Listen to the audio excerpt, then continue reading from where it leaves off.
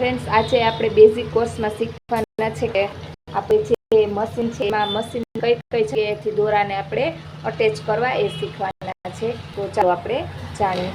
તો તમારે કોઈ પણ રીલ આ રીતે રીલ લઈ લેવાની, અને રીલ હંમેશા એકદમ પાકી હોય એવી લેવાની છે. કાચા દોરાની આવે એ નહીં, અને જાડો દોરો એ નહીં લેવાનો, એકદમ આવી રીતે ઝીણો દોરો આવે એ લેવાનો. તો સૌ પહેલાં તમારે આ રીતે એક ઉપરથી દાંડી હશે એમાં આ રીતે રીલને અટેચ કરવાની. ત્યાર પછી તમારે અહીંયા આવી જવાનું, બરાબર છે. હું એકદમ તમને નજીકથી બતાવું એટલે ખબર પડે.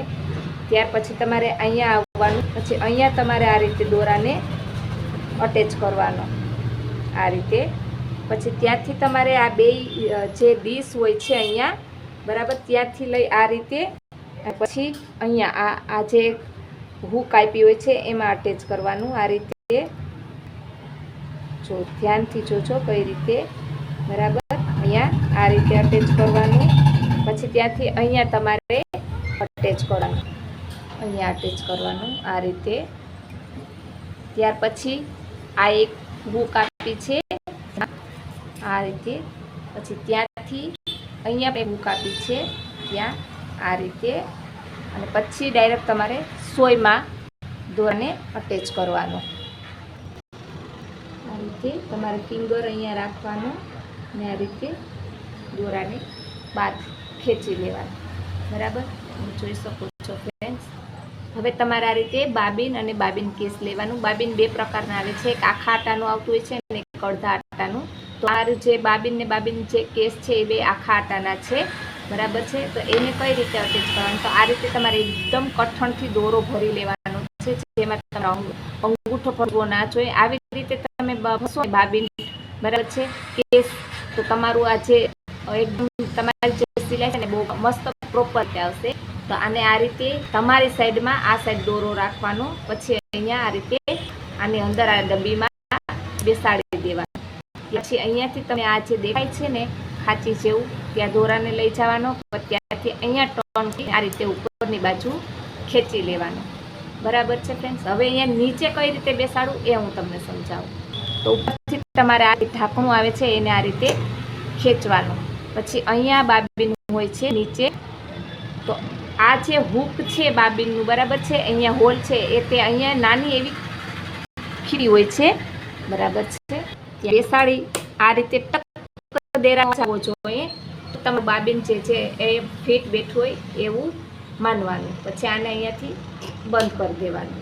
હવે આપણે સિલાઈ કઈ રીતે કરવી એ હું તમને શીખડાવું. પછી નીચેથી દોરો ઉપર લેવાનો છે આ રીતે. ધીમેથી તમારે દોરો ઉપર લઈ અને આ રીતે ઉપર ખેંચશો એટલે નીચેનો જે દોરો છે એ ઉપરની સાઈડ આવી જશે. હવે ત્યાર પછી તમારે બે દોરાને પાછળની સાઈડ લઈ જવાના આ રીતે. અને પછી તમારે સિલાઈ કરવાની. કોઈ પણ કપડું હોય ફોલ્ડ કરી પાછળથી આ રીતે બેસાડી અને આ રીતે તમારે સિલાઈ કરવાની.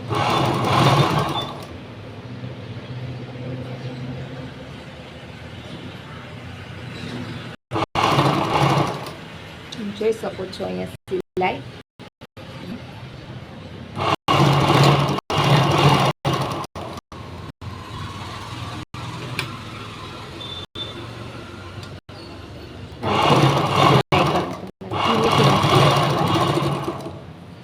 તો જો એકદમ મસ્ત સિલાઈ આવે છે. થોડીક અહીંયા નીચે પ્રોબ્લેમ થઈ છે, આ શું કામે થાય છે એ પણ હું તમને સમજાવી દઉં.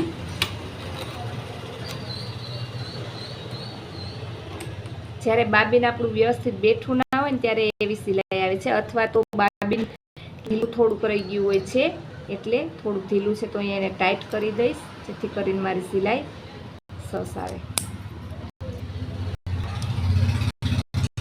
ફરીથી એ જ રીતે બેસાડવાનું.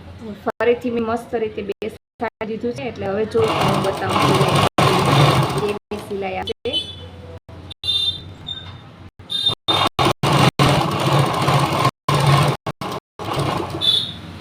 જો અહીંયા આવે છે એકદમ મસ્તની સિલાઈ, તમે જોઈ શકો છો.